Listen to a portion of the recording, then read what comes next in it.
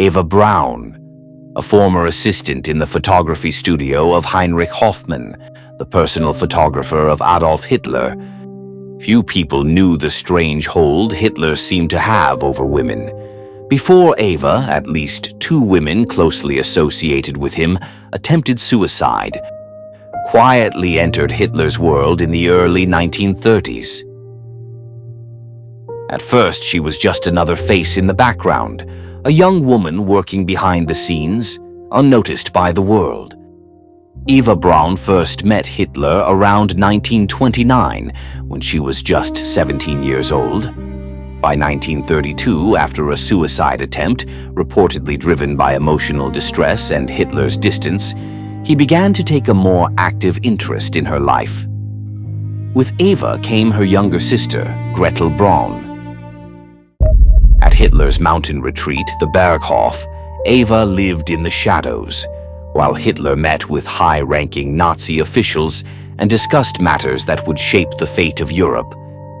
Eva remained in the background, rarely acknowledged in public. To the outside world, she did not exist. Yet inside the Berghof, life often appeared strangely normal. Eva Braun was rarely seen in official photographs with Hitler. The regime carefully controlled his image.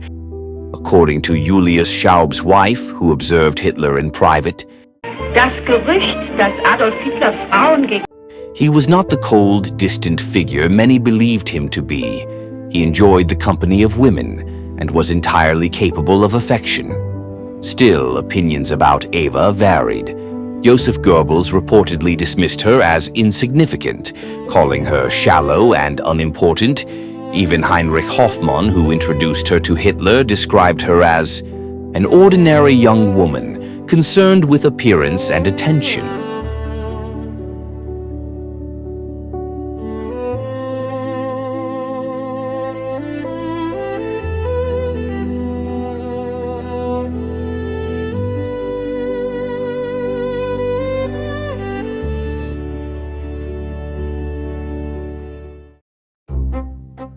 Eva's life was filled with contradictions. She lived in luxury, yet often felt isolated.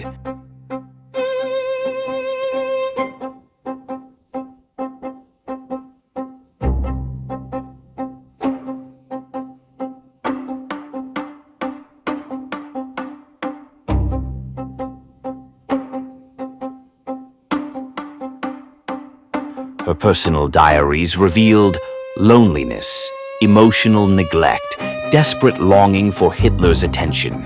And yet, she also expressed pride in her position, believing herself to be the companion of one of the most powerful men in the world.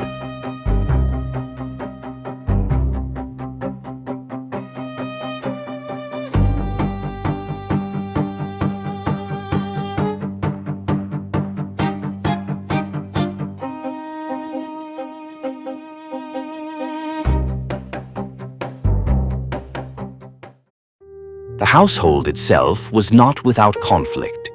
The Berghof was managed for years by Angela Hitler, Hitler's half-sister. Angela's daughter, Geli Raubal, had once been deeply close to Hitler. In 1931, Geli Raubal died by suicide under mysterious and controversial circumstances. After her death, tensions grew. Angela reportedly resented Eva Braun's presence, viewing her as a replacement in a deeply personal and painful space. In time, Angela Hitler, often referred to as Frau Raubal, left her position as housekeeper of the Berghof. With her departure, Eva Braun assumed greater control over the household. She became, in effect, the quiet mistress of Hitler's private world, answerable only to Adolf Hitler himself. Behind the scenes, another figure was tightening his grip. Martin Bormann, Hitler's powerful private secretary, not his bodyguard, transformed the Berghof into a second seat of power. Guests came and went constantly. The Berghof was no longer just a retreat. It had become an informal command center of the Third Reich.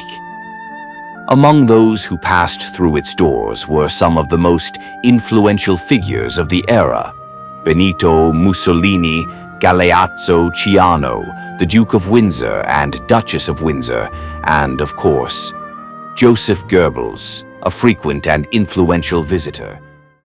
Hitler and Eva were occasionally filmed together in private home movies. Eva's younger sister, Gretel Braun, was often present. More refined, more composed, she would later marry Hermann Fegelein, one of Hitler's aides, but her story would end in tragedy. In April 1945, Fegelein was executed, not by Bormann but on Hitler's orders, after being accused of desertion. As the war spread across Europe, Hitler increasingly sought refuge in Eva's company.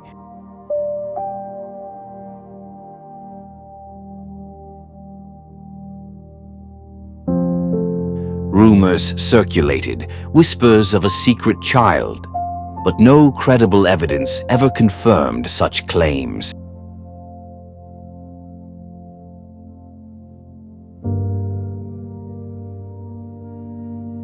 Inside the Berghof, there was laughter, there were gatherings, swimming parties, carefree afternoons by the lakes of Bavaria, a world untouched, or pretending to be untouched, by war.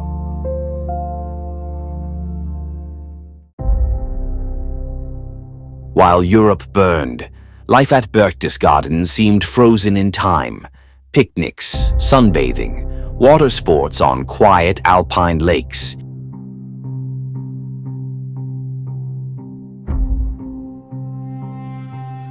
Even visiting officials joined in these moments of leisure, a surreal contrast to the horrors unfolding beyond the mountains.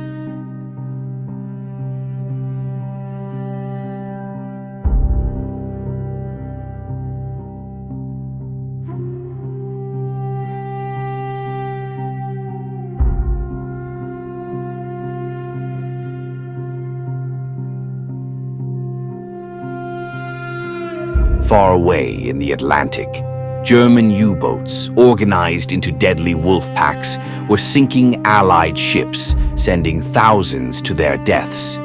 Yet here, rubber rafts floated peacefully across calm waters. Two worlds, one of destruction and one of denial. Then came April 9th, 1940. Germany launched its invasion of Denmark and Norway. A swift, coordinated assault, air power, naval force, and ground troops combined.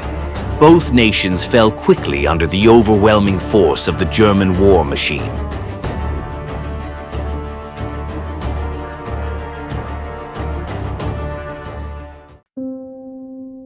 Yet even as maps of Europe were being redrawn, little seemed to change at the Berghof.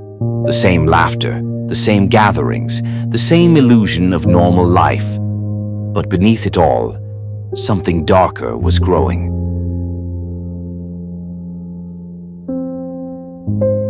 A butterfly drifts through the mountain air, fragile, beautiful, untouched.